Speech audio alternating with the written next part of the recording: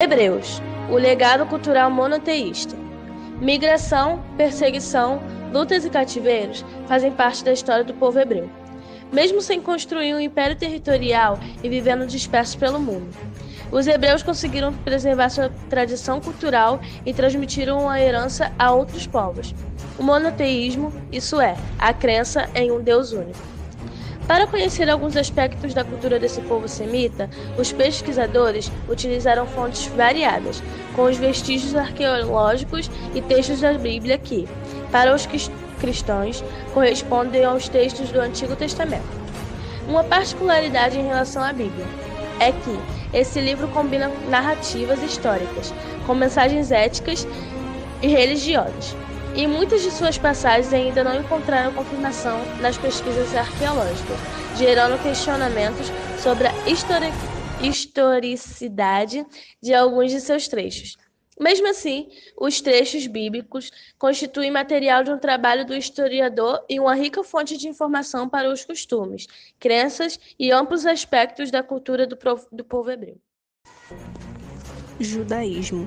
A religião é uma das bases da cultura hebraica. Enquanto os povos da antiguidade eram politeístas, os hebreus cultivavam apenas um Deus, Yahvé, ou seja, era monoteísta. Com base na crença de Deus único e supremo, criador do universo, onipotente e onisciente, os hebreus continuaram o judaísmo, cujos principais fundamentais fazem parte do cristianismo e islamismo. Assim, mais da metade da humanidade, entre os quais 31% cristãos e 23% muçulmanos, aproximadamente, convive hoje com esse lado ético e cultural dos hebreus. Os judeus acreditavam na vinda de um Messias, enviado por Deus para conduzir os seres humanos à salvação eterna. Para os cristãos, esse Messias foi Jesus Cristo, a quem os judeus não aceitavam como tal. As principais formas de expressão literária dos hebreus encontravam-se nos livros bíblicos do Antigo Testamento, que eles chamam Tora, o estilo e as imagens poéticas destas obras inspiraram grande parte da produção artística do Ocidente. Governo dos reis. Durante as lutas contra os povos que habitavam a região de Canaã, os hebreus centralizaram o poder em uma monarquia, organizaram as forças e enfrentaram seus adversários. O primeiro rei hebreu foi Saul, sucedido por Davi, que liderou a vitória definitiva contra os filisteus. Com a reconquista do território, Jerusalém tornou-se a capital política e religiosa dos hebreus. O terceiro rei foi Salomão, filho de Davi. Em seu governo, Salomão concluiu a organização da monarquia e investiu em importantes obras na cidade de Jerusalém. Construiu ruas, palácios e o Templo de Jerusalém, dedicado ao culto ao Deus único. Após a morte de Salomão, a população se revoltou contra os elevados atributos que sustentavam a corte. Nesse contexto, ocorreu uma divisão social. Constituíram-se, então, 2 reinos. Reino de Israel, ao norte, com capital em Samaria, em 722 a.C., foi conquistado pelos assírios. Reino de Judá, ao sul, com capital em Jerusalém, em 587 a.C., foi conquistado pelos neobabilônios. O governo dos juízes. Em Canaã, os hebreus lutaram contra outros povos, como cananeus e filisteus. Essas lutas duraram quase 2 séculos. Nesse período, os hebreus foram governados por chefes políticos, militares e religiosos, chamados juízes. Embora os juízes adotassem uma postura enérgica em relação ao cumprimento dos costumes religiosos, eles não criaram uma estrutura administrativa regular. Ao longo de sua história, muitos hebreus passaram a trabalhar no comércio para garantir seu sustento. Essa atividade econômica teve rápido desenvolvimento entre eles. Os neobabilônios destruíram o Templo de Jerusalém e aprisionaram os hebreus, levando-os para a Babilônia. O cativeiro durou até 538 a.C., quando os persas conquistaram a Babilônia e permitiram que os hebreus voltassem para sua terra, que, incorporada como província do Império Persa. Reconstruiu-se então o Templo de Jerusalém. Embora livres do cativeiro, os hebreus perderam sua autonomia política. A região que habitavam tornou-se província, sucessivamente, dos impérios persa, macedônio e romano. Houve ainda tentativas de luta do povo hebreu contra o domínio romano, mas, em 70 d.C., o exército invasor reagiu fortemente, sufocando a rebelião e destruindo o segundo templo de Jerusalém. Governo dos patriarcas. Segundo a tradição, o povo hebreu tem sua origem no clã do patriarca Abraão, que nasceu em Ur do Sul, Mesopotâmia, por volta do século XX a.C. Na época, a principal atividade econômica desse povo era a criação de gado. Abraão migrou para Canaã, a noroeste da Mesopotâmia, e seus descendentes ali viveram, até a terceira geração. Quando uma grande seca gerou escassez de alimentos, Israel, neto de Abraão, e seus descendentes partiram rumo ao Egito, onde permaneceram por aproximadamente 400 anos. Em grande parte desse período, os hebreus estiveram sob o domínio dos faraós. Persas, um grande império no Oriente. Por volta de 1500 a.C., povos indo-europeus invadiram e conquistaram o Planalto do Irã, situado a sudeste da Mesopotâmia. Entre eles destacaram-se os medos e os persas. Ao final do século VII a.C., os medos já tinham um estado organizado e dominavam os persas. Por volta de 550 a.C., comandados por Ciro, os persas venceram a dominação dos medos e promoveram a unificação dos dois povos, formando um império.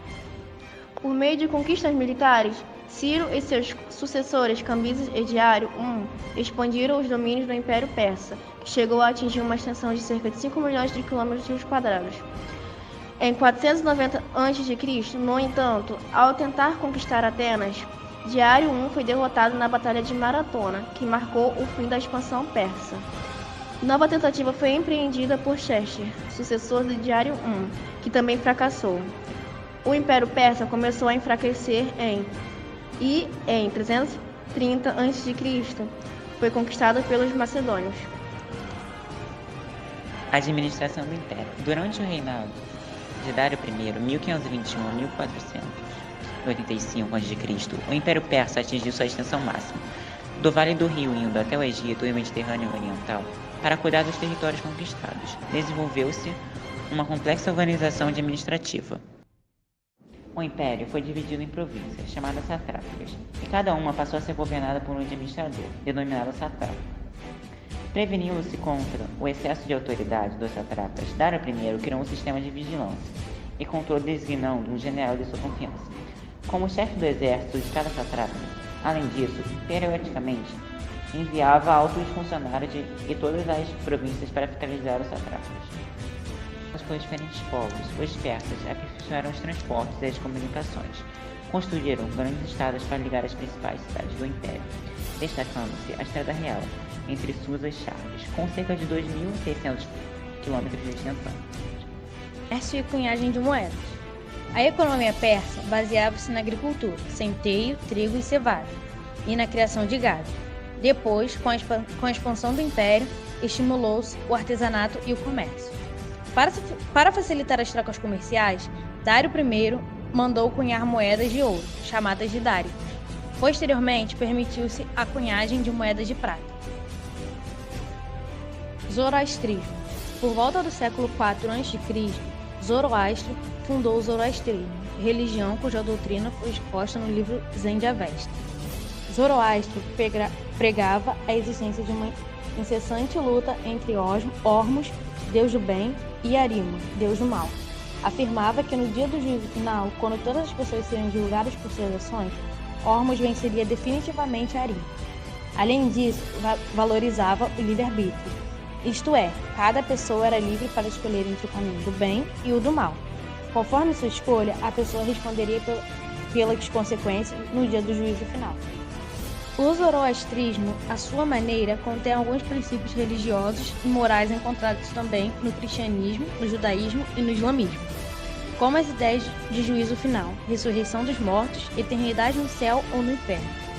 Até o final do século XX, o zoroastrismo tinha, em todo o mundo, cerca de 200 mil adeptos, dos quais a maior parte estava na Índia, seguida por Irã, Estados Unidos e Paquistão.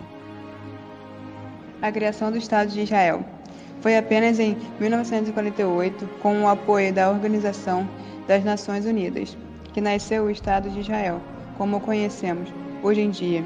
Desde então, milhares de judeus, como os hebreus ficaram conhecidos de todas as partes do mundo, têm migrado para lá. A Fenícia era formada por cidades autônomas, cidades-estado, isto é, cidades que tinham governo próprio, independente das demais, comandado geralmente por um rei que governava com o apoio dos grupos sociais poderosos, entre os quais se destacavam os sacerdotes e os comerciantes.